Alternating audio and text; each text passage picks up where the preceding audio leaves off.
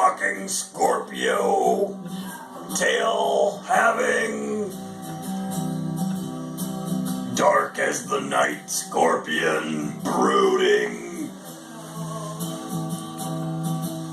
soaring from on high, eagle rising from the ashes, phoenix being reborn. It is the one and only Adam Josh.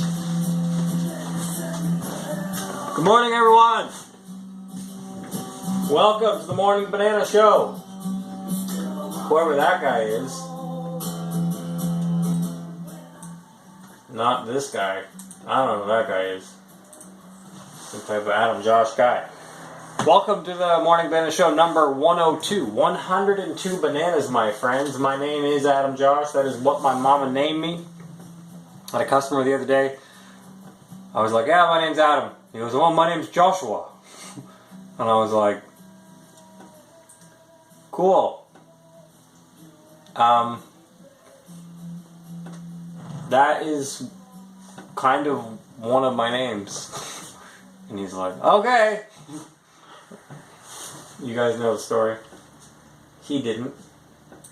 My mom thought she named me Adam Joshua. And it turns out, Mama was wrong. Middle name, Josh, J-O-S-H.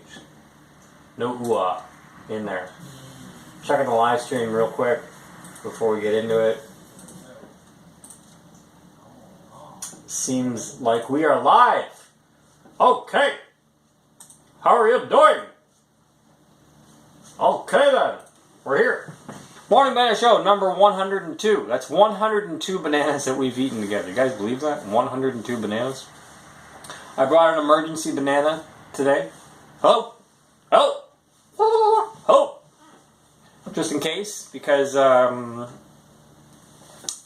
today is Saturday, and on a Saturday usually I would spray a few vehicles and then clean the shop, which takes a while. You've seen my shop. It's a big shop. Yeah, it takes about 2 hours, roughly, give or take, depending on how detailed I go. So, I brought an extra banana just in case. After my lunch and everything is said and done, I'm still hungry. Yeah, so normally I would just do a few rust checks today. But I have a customer.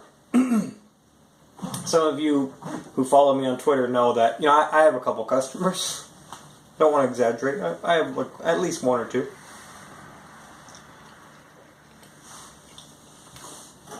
I have some customers. And I have some customers that come from Niagara Falls proper, like the city of Niagara Falls, which I am not in right now. Niagara is a pretty big area, full of different cities, and I'm in one of them, regardless of where I am. This guy comes from Niagara Falls with him and his family, and there's a rust check in Niagara Falls. And, you know, if the guy who operates the rust check in Niagara Falls ever figures out how to search YouTube videos, he might watch this one day. And there's a rust check in Niagara Falls, and, you know, sometimes I just legitimately get confused as to why people don't go there. But, you know, they tell me that that I'm the best, and they don't want to go anywhere else. And, you know, you've heard it all before. When you find a guy that you really like, or you find a mechanic that you really like, or somebody who treats you right, you don't want to go anywhere else. You're loyal to him. Or as my ex would say, you're really royal. You're really royal to your dad. And I said, you mean loyal? Oh, yeah. Loyal, not royal. Those are Asian jokes. Yeah. I dated a Chinese girl, so believe me, I know how China can screw us. My name is Adam Josh. Here I am. Website is adamjosh.com. You can follow me on Twitter at adamjosh.com. I have like a bajillion YouTube videos. I have like 5 YouTube channels right now. Yeah, so I'm here at the Rust Check shop in Niagara, and these customers come from Niagara Falls, is what I was getting at. And one of them, his schedule is a little bit tight like mine. Like, people ask me to do things, and I just laugh at them during Rust Check season. Like, I'm not doing anything else. Like, I'm You know, there's nights where I'm barely sleeping. Like I'm just doing rust check for the next 3 months, and some of you who have followed my career in construction know that, you know, when it's time to do something, it's time to do something, and when it's time to get something done, it happens, and that's just the way it is. So I am what you call an extremely persistent individual. And if I had set my mind to do something, then it gets done. And rust check season has been like that since I was in my teens. You know, I'm not a cop, but people come to me for protection, and have been coming to me for protection since I was a teenager.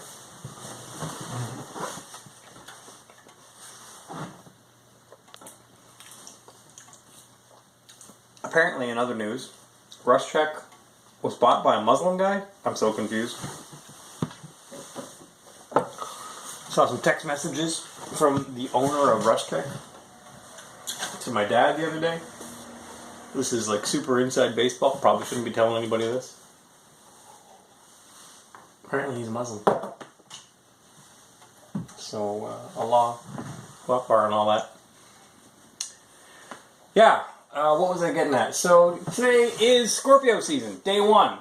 Scorpio season is loading. I don't have a lot of time to chat with you guys, but October 23rd, it is the beginning of your Scorpio season, which means, you know, thanks Libra, you did a good job, and we're not going to talk about Sagittarius, because for the next month, your boy and his family have control of the universe.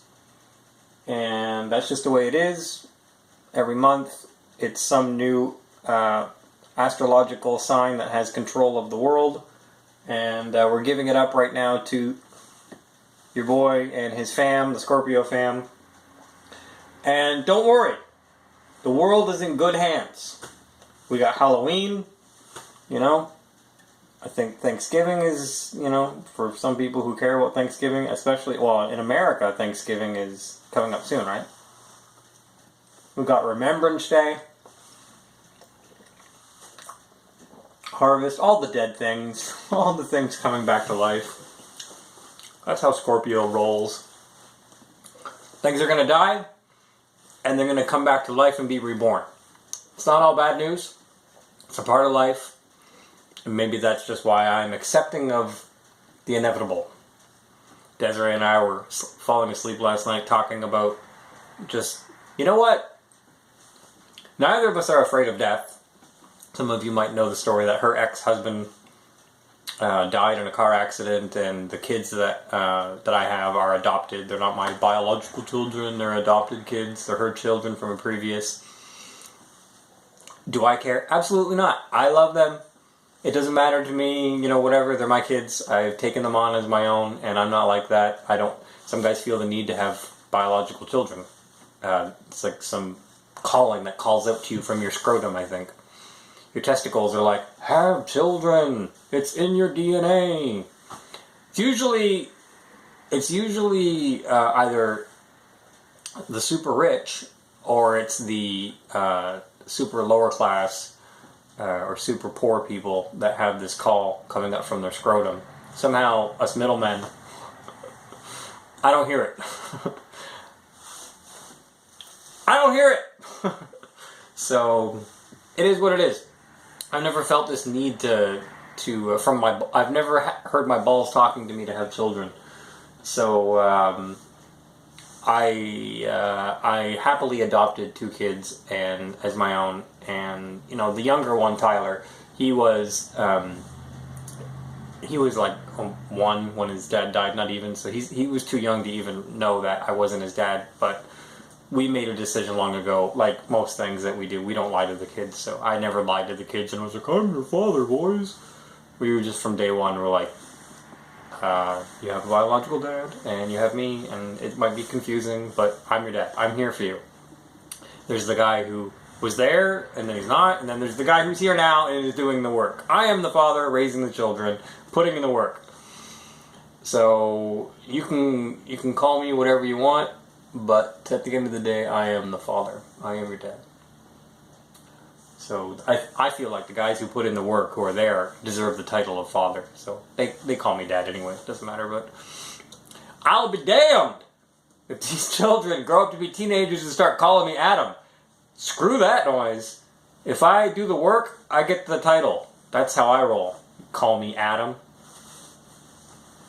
I don't play like that. They don't call me Adam anyway. Those days are long over.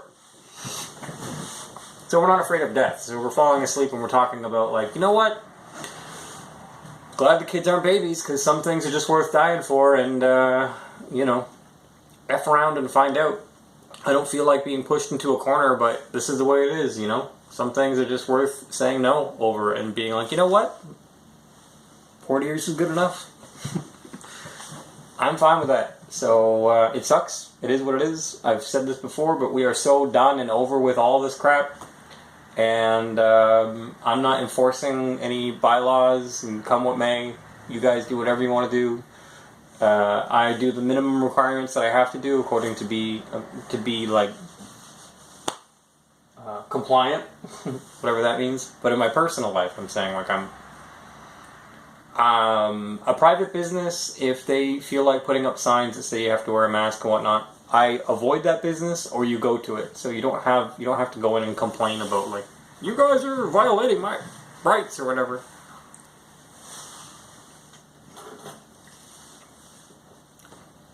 So many businesses are suffering right now, as you know.